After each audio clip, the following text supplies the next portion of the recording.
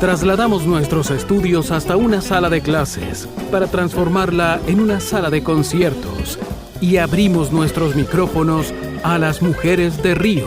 Te invitamos a tomar asiento y disfrutar de las creaciones de nuestras invitadas. fmpulso.cl, El Latido Ciudadano, presenta Íntimo, sesiones en vivo, temporada Mujer de Río. Una instancia para disfrutar de producciones femeninas, las mejores creadoras e intérpretes, músicos y protagonistas de la escena artística. Aquí comienza Íntimo, sesiones en vivo, temporada Mujer de Río, con el caluroso aplauso del público presente.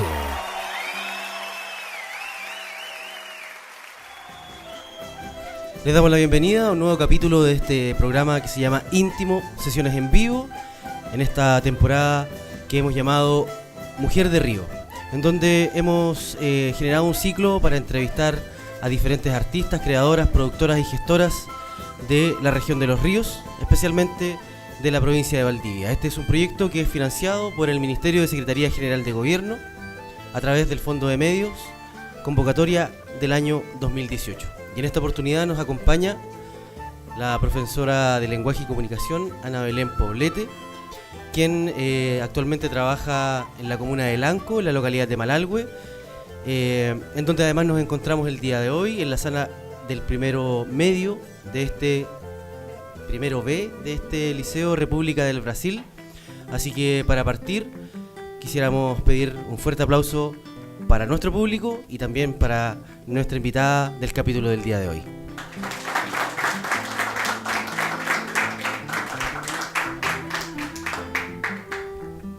Bien, y para comenzar con esta entrevista, me gustaría, Ana Belén, que nos pudieras contar respecto de tu interés por la literatura. Nosotros sabemos que eres profesora de Lenguaje y Comunicación y sin duda que ahí hay un vínculo, pero me gustaría que nos pudieras contar si es que esto surge desde antes o es desde el momento en el que tú comienzas a estudiar tu carrera profesional.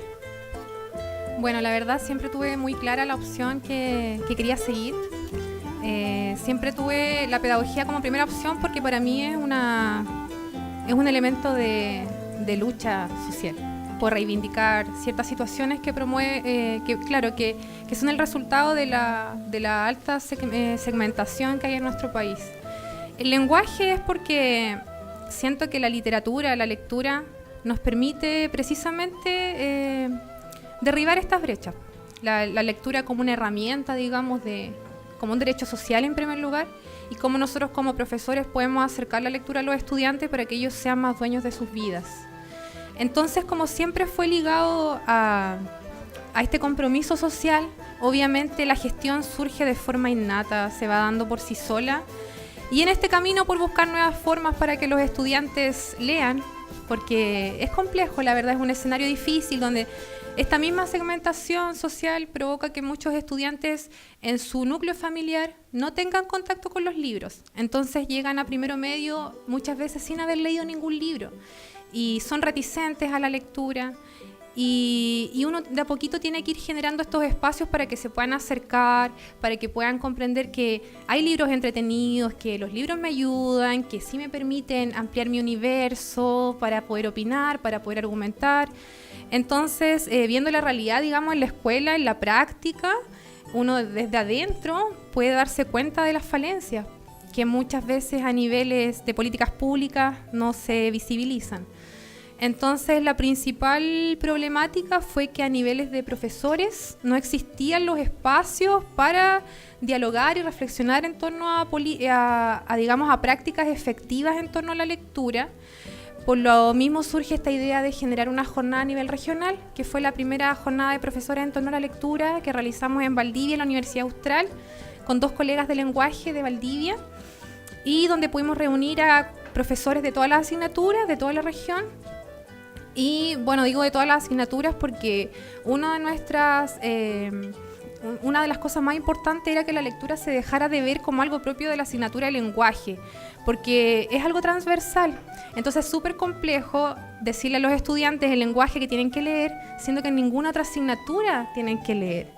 Entonces, desde ese punto de vista llegaron colegas de educación física, de matemática, y empezamos a reflexionar, a crear este espacio de cómo a niveles de escuela podemos generar prácticas efectivas con relación a la lectura. Y en este mismo camino surge la necesidad de crear formatos diversos donde los estudiantes se acercan a la literatura. Tenemos muchas personas, no solo estudiantes, adultos, que muchas veces no tienen cercanía con el libro como formato físico, digamos. Entonces surge la idea del radioteatro, porque yo me puedo acercar a la literatura por medio de otro formato, que para la región es súper cercano, porque tenemos un alto índice de población rural y donde la radio cobra vital importancia. Muchos estudiantes, apoderados de nuestros estudiantes, escuchan radio y lo utilizan como primer medio de información, de entretención. Entonces surgió la idea de acercar la literatura, y no cualquier literatura, sino una literatura propia, donde la persona pueda reflejarse, como una literatura espejo, donde yo puedo vivenciar algo que es propio, que es mío, y me permite también valorar algo que nunca había puesto en valor, que son mis propios relatos, los relatos que están en mi familia, con mis vecinos, en mis comunidades, y desde ahí empezar como a acercar la literatura a las personas en general. Ahora, cuando tú nos hablas de estas dos instancias que son este encuentro de profesores en torno a la lectura y el diseño de otras estrategias novedosas, como por ejemplo el radioteatro, ¿cómo ha estado la recepción de parte de otros especialistas o de otros colegas, no necesariamente de lenguaje? ¿Cómo ha estado ese diálogo, ese feedback con otros profesores acá mismo en el colegio y seguramente que con otros de la región con los que mantienen contacto después de estas instancias? Bueno, en general tuvo el proyecto una aceptación súper buena. Estuvimos en el aula de Magna de la Universidad Austral, estuvo llena. Tuvimos mucha convocatoria, tuvimos que rechazar a algunas personas porque por un tema de espacio no podían asistir. Hay mucho interés, sobre todo femenino. Quiero recalcar eso, las mujeres tienen como más interés en cuanto a cómo trabajar estrategias de fomento lector. Pero claro, hay interés, pero es complejo llegar a tomar acuerdos comunes. Y pasa principalmente porque muchas veces no depende solo de nosotros como docentes. Tenemos toda una burocracia que muchas veces no está tan al tanto de las nuevas políticas en torno a la lectura del libro, que no está tan consciente o tan comprometida también con el tema. Entonces hay que derribar muchas cosas. Y claro, al comienzo es difícil, pero yo estoy convencida de que el trabajo constante da sus frutos. Y claro, hemos podido ahora generar una red de profesores que estamos en constante comunicación. Tenemos una página web, un fanpage en Facebook. Nos han llegado consultas incluso de otros países, gente que una niña de México nos preguntaba que en México se quería implementar tal estrategia, que en Chile acá igual se está llevando a cabo, y para que le demos nuestras impresiones. Entonces sí, de a poco, lentamente, hemos generado un espacio que es necesario, porque estos espacios no existen en la región y en el país es súper difícil. Ni siquiera los profesores tenemos horarios de coordinación para poder reflexionar sobre nuestras prácticas. Entonces, en el fondo, nosotros queremos pelear para que sea una instancia que se proyecte y que sea constante.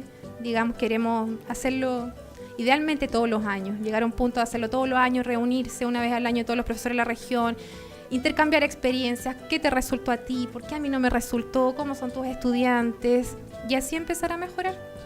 Ahora, cuando tú me dices que han recibido consultas, que ha habido una onda, podríamos decirlo, dentro de los mismos profesores, ¿cómo ha estado la recepción de tus estudiantes respecto de las dinámicas de lecturas que tú les propones? Bueno, uno tiene que llegar con la conciencia sabiendo que cuando uno toma un curso es un tema complejo, pero uno tiene que, en el fondo uno asume eso, uno asume que está trabajando en un colegio público donde van a haber dificultades, a veces las cosas no funcionan como uno quisiera y nuestros estudiantes tampoco han tenido las oportunidades que deberían haber tenido. ya sea por, no sé, situaciones socioeconómicas, culturales. Entonces uno asume eso. Entonces mi invitación es a no frustrarse, porque en el fondo es un proceso y es un proceso súper lento. Tal vez en marzo, claro, el comentario es no, es que yo nunca leí, es que no me gustaba, es que no me gusta, es que yo no leo, es que el lenguaje no me gusta. Pero uno, cuando toma conciencia de eso, uno sabe que eso tiene que trabajarlo. Entonces es un proceso lento, empezar a leer todas las clases, 10 minutos antes de todas las clases, y de a poquito uno se va dando cuenta que sí, que enganchan con algunos libros, que de repente dicen, profe, queremos leer un poquito más, que de a poco se empieza a hacer este hábito de ir a la biblioteca, de devolver el libro a tiempo, de pedir otro, de pronto de leer por ocio. De darle a los estudiantes espacio para leer por ocio, de repente cuando terminan algo o cuando quieran, en definitiva, en vez de hacer otra cosa, leer. Pucha, para un profe de lenguaje no hay nada más satisfactorio que los estudiantes lean por gusto, que en el fondo esa es la finalidad, que ellos lleguen en algún momento a leer de forma autónoma, y que cuando tengan que en la vida real leer, ya sea, no sé, por informarse de algo o porque quieren optar a algún puesto de trabajo, no sea una barrera. En el fondo esa es la finalidad, que no sea una barrera, que no me diferencie de otro niño que sí tuvo las posibilidades de leer desde pequeño. Ahora, para el caso de la gente que nos está escuchando acá en la sala, y para la gente que nos va a escuchar en algún momento cuando le den play al video o escuchen a través de la radio, ¿qué recomendación podrías hacerle tú tanto a los jóvenes y niños, pero también a los papás? Porque dentro de la educación, sin duda que los profesores son un pilar importante, y las estrategias que tú puedas diseñar, sin duda que son fundamentales, pero en otra patita está el estudiante y en la otra la familia. ¿Qué les podrías recomendar tú a los papás y a los niños, a los jóvenes, para mejorar la capacidad lectora, para encantarse con la opción de poder viajar a través de un libro, la opción de poder conocer, la opción de poder tener mejores oportunidades, como tú misma decías, de incluso poder romper una barrera social en la cual nosotros estamos en este momento? ¿Qué recomendación le podrías dar tú a las familias y a los jóvenes que nos escuchan? Bueno, claramente la escuela es un pilar fundamental. O sea, actualmente en Chile muchos de los estudiantes por primera vez se acercan a un libro en la escuela. Es lamentable, pero es así. Los profesores actualmente somos los actores fundamentales, porque somos los primeros, muchas veces los primeros mediadores de lectura con los niños. No existe esa mediación familiar. Y eso, claro, o sea, es que genera una brecha que es sumamente difícil de superar. Y claro, ahí está el rol de los padres. La verdad es que yo he podido complementar la pedagogía con mi rol de madre. Tengo un pequeño de 6 años y la verdad es que he podido ir viendo cómo uno, leyendo con ellos desde pequeños, genera que el proceso sea amigable, sea muy natural. Yo leo con mi hijo todos los días y he leído todos los días desde que supe que estaba dentro mío. Y él aprendió a leer solito, como a los 3 años. Yo no hice nada, absolutamente nada. Aprendió a relacionar las letras con mi voz. Empezó a decodificar solo. Y no es que quiera resaltar que haya leído aprender rápido, porque eso da lo mismo. El tema es que lo hizo de forma amigable, afectiva. Lo hizo con su mamá, de forma placentera. Él ahora leer es algo cotidiano. Nosotros tenemos muchos libros en la casa y para él leer es algo divertido. Para él es algo necesario, es algo que le amplía el mundo, que le amplía el vocabulario, que le amplía sus ideas. Entonces, claramente los papás tenemos un rol fundamental, que no lo podemos delegar a la escuela, no podemos porque es imposible, no resulta. Y claro, como profesores acá tenemos esa realidad que... Bueno, yo como profesora no culpo a los papás porque uno no puede culpar al mundo, si en el fondo esto es lo que tenemos y con esto hay que trabajar. Y yo creo que cuando los profesores asumimos ese compromiso, las cosas empiezan a cambiar. De decir, el estudiante se sacó una mala nota, ay, pero es que la mamá... No, pero ¿qué puedo hacer yo para resolver esa situación? Yo elegí trabajar acá, es mi compromiso. Entonces desde ahí empieza todo este tema de la capacitación. Estudié literatura infantil y juvenil para actualizarme, porque ahora la literatura es otra. Empezar a derribar esos prejuicios, porque yo cuando empecé a hacer clase, claro, quería que mis estudiantes leyeran los libros que yo leí cuando era adolescente o en la universidad, los clásicos, pero de pronto me di cuenta que las cosas cambian y uno tiene que estar atento y estar, digamos, en el fondo es parte de nuestra profesión, porque si un estudiante me dice, profesora, tengo un libro, mire qué opina, uno no puede decirle no sé. Entonces, a ver, muéstramelo, ya lo leo. Y estoy actualizada con sus preferencias. ¿Y por qué es importante? Porque claro, ellos no pueden leer siempre lo que ellos quieren, el lenguaje. Porque ellos tienen que ir aumentando sus competencias de lectura. Pero a partir de yo saber qué ellos quieren leer, yo después le puedo recomendar otro libro. Si ya te gustó ese, mira, pero sé otro que igual te puede gustar. Claro, ellos leen literatura como bestseller, harta literatura juvenil, por lo general autores que salen de blogs, que de pronto no tienen tanta calidad literaria, pero sí me sirven a mí como un pie para comenzar de a poquito a subir las competencias de lectura. Bien, nosotros estamos haciendo la entrevista de este programa Íntimo Sesiones en Vivo, hoy instalados con nuestro estudio en la sala del Primero B, en la Escuela República del Brasil de la localidad de Malalhue. Y para continuar con nuestra entrevista, quisiera que pudiéramos volver al tema del diseño de estrategias. Y nosotros sabemos que postularon un proyecto para poder realizar un ciclo de radioteatros. Este ciclo de radioteatros finalmente es un producto, pero ese producto tuvo una instancia previa que fue de una investigación. Me gustaría que nos pudieras contar cómo fue que realizaron esta primera etapa de recopilación de información, porque como no son historias creadas, sino que más bien son historias que se recogieron de otras personas y de experiencias de personas de la comuna de Lanco y de Panguipulli, me gustaría que nos pudieras contar cómo estuvo ese proceso de recopilación, que sin duda es muy importante, pensando en que finalmente son historias que le podría haber pasado a cualquiera de nuestras familias. ¿Cómo estuvo ese proceso de investigación? Fue maravilloso, fue una de las cosas más importantes que he hecho en mi vida. Bueno, esto surge porque yo tengo muchos estudiantes que son mapuche, que tienen ascendencia mapuche, apellidos mapuche, y que ellos no tienen conciencia de su identidad. Entonces, y también estudiantes que viven en el campo. Entonces comencé a darme cuenta que de pronto ellos necesitaban leer textos que los identificaran. Entonces yo buscaba por aquí, por allá, pero en realidad no existe. Es muy poquito lo que hay como, digamos, como material pedagógico para trabajar en clase en torno a la literatura cercana. Entonces, claro, comenzamos con este proceso de recopilación, postulamos a un fondo, lo adjudicamos con un colega de lenguaje y fueron varios meses de visitar casas, de tocar puertas, de llamar por teléfono. Y la verdad es que nos fuimos envolviendo en un proceso bastante bonito, en casas de personas que, claro, yo había escuchado hablar, pero nunca me había detenido a hablar con ellos. Aprendí a escuchar, a valorar las historias de otras personas, a aprender de ellos. Es increíble, pero cuando uno comienza a recopilar, a preguntarle a la mamá, a la abuelita, al vecino, sobre alguna historia que a uno le puedan contar, uno empieza también a construirse uno también, porque sale, no sé, hasta mi papá salían algunas historias. Entonces, es súper emotivo el proceso.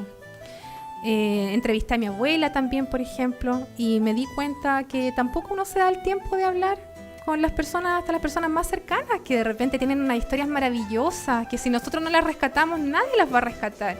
Y no se pueden perder, porque son parte de nuestra memoria, son un agente movilizador de nuestra identidad.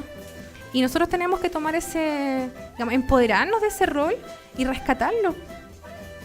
Para continuar con nuestro programa, nosotros los vamos a invitar a escuchar una de las producciones de este ciclo de radioteatros, que es la historia que lleva por nombre El Gallito Blanco, y que de hecho además tiene que ver con parte de lo que significa el imaginario de la nación mapuche. Así que los vamos a invitar a que pongamos mucha atención en esta historia que se llama El Gallito Blanco.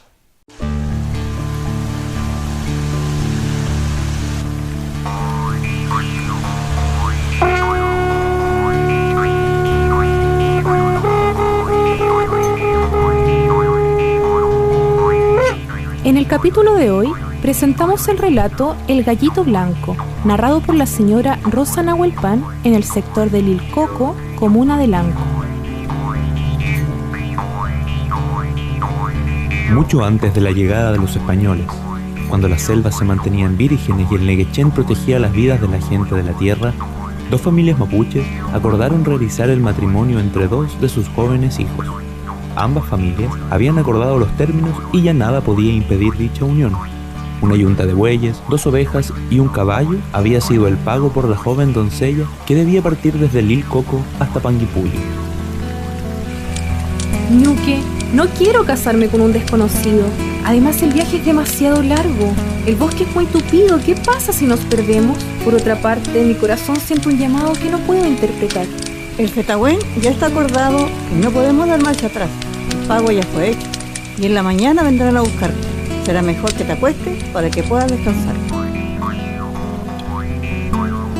De esta manera, al despuntar el alba, llegaron a buscar a la doncella. Debían atravesar la espesura del bosque entre coihues, canelos y laureles. El viaje era de total tranquilidad. Los hijos de la tierra sabían moverse por el bosque, siempre con mucho respeto y con el permiso de los espíritus protectores. Transitaron durante todo un día para llegar a su destino ya bien entrada la noche.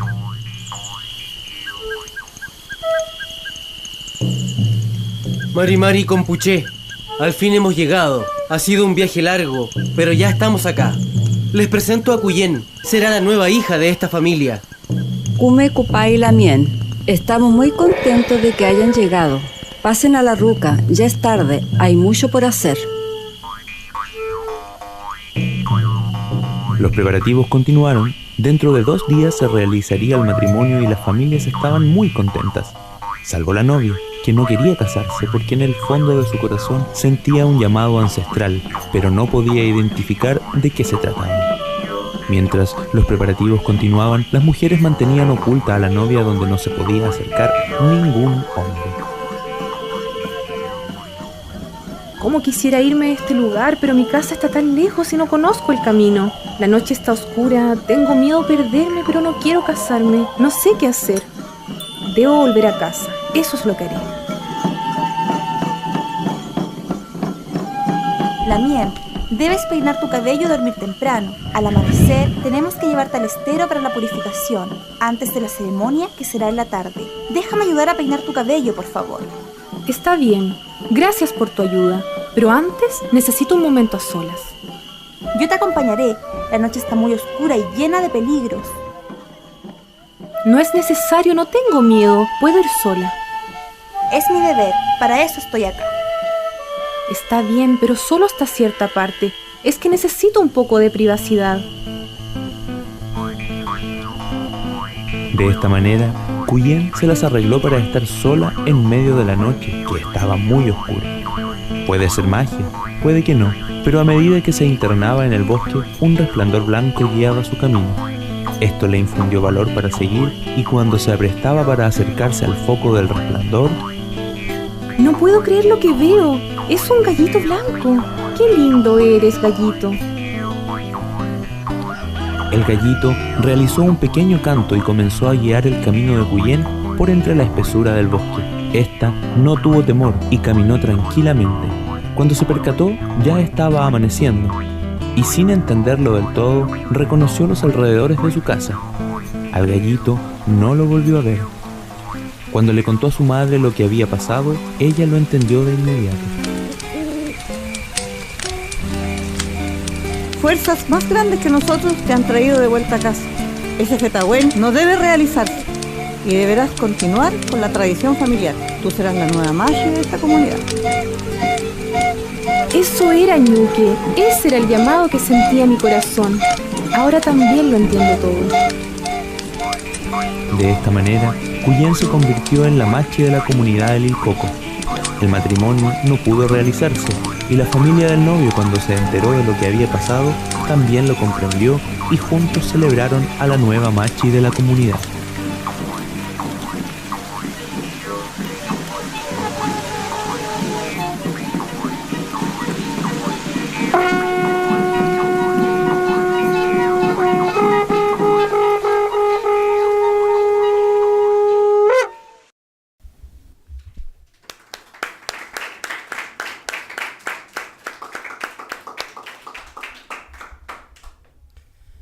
Bien, ahí escuchábamos uno de los capítulos de esta producción de radioteatros en torno a una investigación que se realizó en las comunas de Lanco y Panguipulli y que tuvo como resultado la generación de un ciclo de 12 capítulos. Luego de la recopilación viene el tema de la adaptación. Y me gustaría que nos pudieras contar cómo es que realizaron este trabajo, que sin duda debe ser un poco complejo, pensando en que se escucha una historia siempre en primera persona y después tú tienes que adaptar para que tenga personajes, para que se genere un ambiente, para que tenga suspenso y una serie de otros condimentos que debe tener un relato para que en definitiva también sea atractivo y cumpla este rol que era el que estaban buscando ustedes, que sea una historia que fomente la lectura. ¿Cómo se trabajó esa parte de estos radioteatros? Bueno, esa es la parte más difícil porque uno tiende a ser muy autocrítico cuando escribe. Uno lo ven los estudiantes, como que de partida no quieren escribir y es como que no les gusta, como le queda el cuento. Bueno, a uno le pasa lo mismo, siente que no es digno de ser leído por muchas personas, pero en el fondo hay que atreverse y hay que perder el miedo. Por lo general, cuando se recopila, se tiende a trabajar siempre con formato narrativo, mito, leyenda, digamos, en párrafo, pero queríamos romper esa estructura más que nada para reflejar lo que era la tradición oral.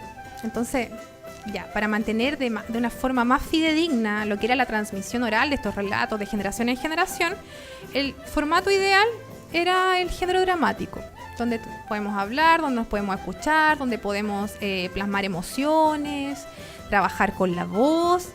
De igual forma como las mamás o las abuelas nos contaban estas historias poniendo voces, poniendo gestos con lenguaje verbal, paraverbal.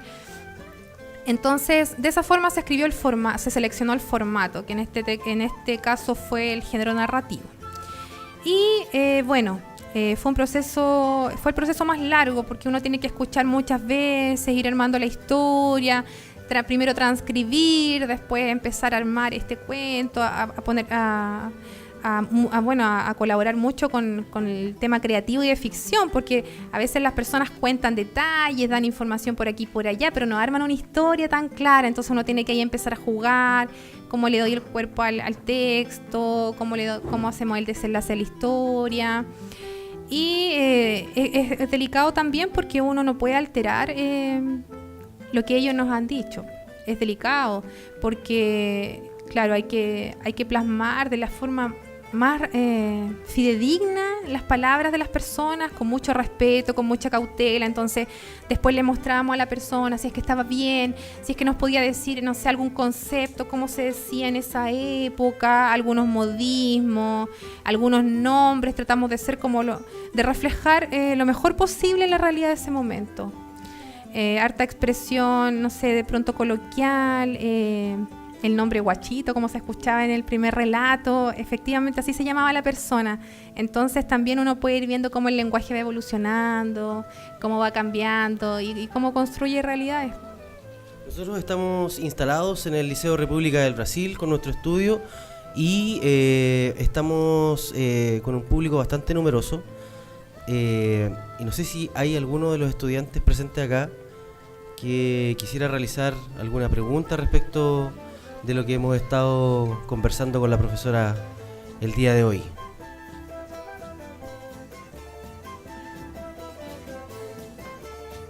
Ha quedado todo claro, parece. Impecable. Bien, nosotros entonces estamos llegando al cierre de este capítulo para el día de hoy, pero antes de despedirnos, me gustaría, Ana Belén, que nos pudieras comentar respecto de qué es lo que se viene para el encuentro de profesores en torno a la lectura y si es que tienes pensado continuar en el trabajo de la recopilación y de la creación literaria en lo próximo, así como lo que queda del año, el próximo año. Bueno, sí, el tema de la recopilación ya se hizo parte de mi práctica, más que pedagógica, como mujer, gestora, como Ana Belén en realidad, sin encasillarse que eres esto o eres esto otro. Hemos generado instancias donde los estudiantes han podido recopilar también textos. El año pasado hicimos un concurso acá en el colegio y también surgieron textos muy bonitos. Ellos pudieron leer frente a sus compañeros los textos que recopilaron en sus hogares. Entonces también uno también va enseñando cómo podemos llevar a cabo este proceso de recopilación. Y también hemos seguido recopilando, es que ya se vuelve como parte de uno, como sentarse a conversar y escuchar una historia, llegar y escribirla. Ya es como algo ya casi mecánico, porque uno le aprende a dar valor a todo lo que las personas nos pueden entregar. Y ese proceso sigue andando siempre, todo el tiempo. Y bueno, queremos postularlo nuevamente, pero he pensado que los estudiantes hagan los radioteatros, trabajar con jóvenes, niños, para el próximo año, y darle también a ellos, generarle otros espacios donde puedan ellos desarrollarse con otras aptitudes. Colaborando obviamente, pero sí que ellos tengan un rol más protagónico en ese sentido. Y bueno, personalmente lo que pretendo es hacer un libro con los textos dramáticos como herramienta pedagógica. Entonces, cuando vemos género dramático en las escuelas, que el profesor tenga un texto que les sirva, que esté bien escrito y que principalmente permita generar un contacto con la realidad del estudiante, un aprendizaje más contextualizado. Entonces ahora estamos trabajando en ese libro, en la elaboración, porque hay que afinar muchos detalles. Y la idea de este libro es que también vaya con un CD incorporado que permita también escuchar. Porque claro, aquí hay un trabajo bastante bonito, porque por ejemplo la persona que hizo la música, como bien decías tú al principio, se preocupó de que refleje muy bien la identidad de la localidad. Entonces hay sonidos de pájaros que existen acá en este sector, de ríos, lluvia. Entonces igual es bonito rescatar eso. Y con respecto a la jornada de profesores, estamos evaluando, trabajando, contactando a las personas indicadas. Tenemos reuniones periódicamente con el equipo. Y claro, ahora se viene la segunda jornada. ¿Estamos trabajando en eso? Y para ya empezar a organizarnos y, como te decía, para que sea una instancia que se genere todos los años.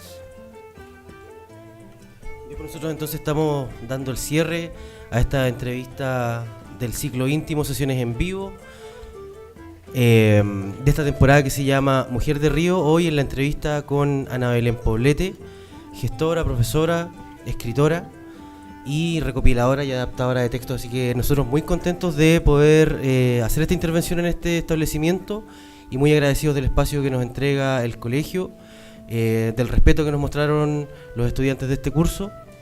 Y solo cerrar diciendo que este es un proyecto financiado por el Ministerio de Secretaría General de Gobierno a través del Fondo de Medio Convocatoria 2018, y cerramos este nuevo capítulo, por supuesto, con el fuerte aplauso del público que nos acompaña.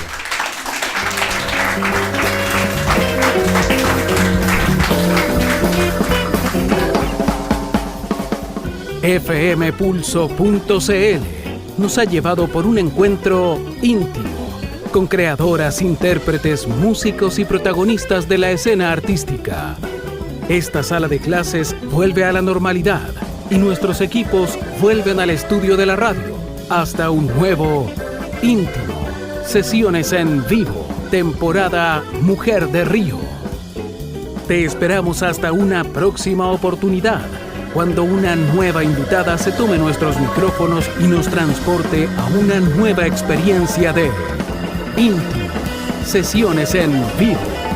Solo por fmpulso.cl, el latido ciudadano. Este programa llega a sus hogares gracias al financiamiento del Fondo de Fomento de Medios de Comunicación Social del Gobierno de Chile y del Consejo Regional.